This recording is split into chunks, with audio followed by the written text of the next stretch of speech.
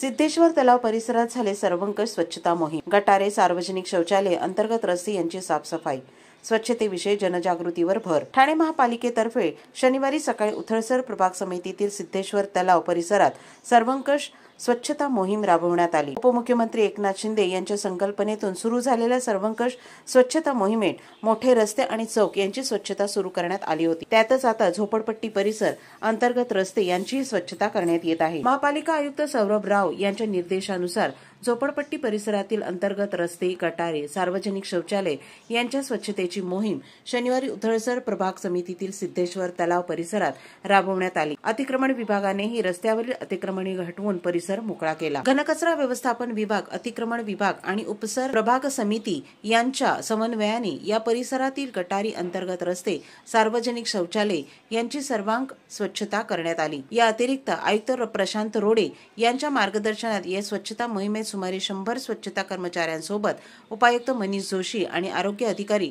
Doctor राणी शिंदे यांनीही सहभाग घेतला। सर्वंकष स्वच्छता मोहिमेत झोपडपट्टी परिसरातील अंतर्गत रस्ते, गटारे आणि सार्वजनिक शौचालय यांची स्वच्छता करण्यास सुरुवात झाली आहे।